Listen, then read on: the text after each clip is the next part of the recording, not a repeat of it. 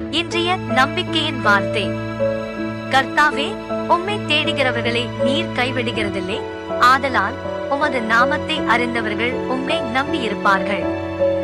சங்கீதம் அதிகாரம் 9 வசனம் 10.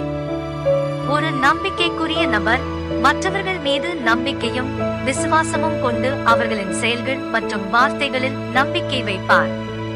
மற்றவர்களின் நல்லெண்ணத்தையும் நேர்மையையும் நம்பி தன்னுடைய வெளிப்படைத்தன்மையையும் பலவீனத்தையும் வெளிப்படுத்த தயங்குவதில்லை. அப்படி செய்வது பரஸ்பர நம்பிக்கையின் அடிப்படையில் கட்டமைக்கப்பட்ட பாதுகாப்பு மற்றும் ஆதரவின் சூழ்நிலையை உருவாக்கி வலுவான மற்றும் அர்த்தமுள்ள உறவுகளை வளர்க்கின்றன. சந்தேகம் என்பதோ நம்பிக்கைக்கு எதிரானது.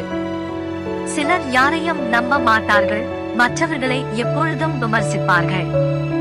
இன்றைய உலகில் சுயநலம் அதிகரித்து வருகிறபடியால் மற்றவர்களை நம்புவது சவாலாக உள்ளது. இருப்பினும் குறைந்தபட்சம் மற்றவர்களை, குறிப்பாக அந்நியர்களையும் நம்புவதற்காக சில முயற்சிகளை எடுக்க நாம் தயாராக இருக்க வேண்டும். நம்பிக்கையோ உறவுகளை உருவாக்கி நன்மை பயக்கும்படி செய்கிறது. இது ஆக்கப்பூர்வமான ஈடுபாடுகளுக்கும் வளர்ச்சிக்கும் உதவுகிறது. எனவே இந்த குணத்தின் சாராம்சம் மற்றவர்களை மிகவும் விமர்சிப்பதையும் சந்தேகப்படுவதையும் நிறுத்தி மக்களை நம்பத் தொடங்கச் செய்வதாகும். உன் சுயபுத்தியின் மேல் சாயாமல் உன் முழு இருதயத்தோடும் கர்த்தரில் நம்பிக்கையாயிருந்து உன் வழிகளிலெல்லாம் அவரை நினைத்துக்கொள் என்று பரிசுத்த வேதாகமம் கூறுகிறது.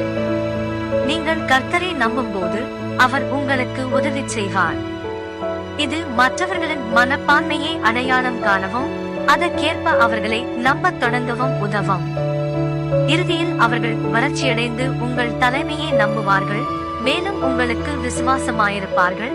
இதன் விளைவாக பரஸ்பர ஆதரவு மற்றும் நன்மைகள் உருவாகும். ஜெபம். கர்த்தராகிய இயேசுவே, மற்றவர்களை பகுத்தறிந்து நம்புவதற்கு எனக்கு உதவி செய்யும். ஆமென்.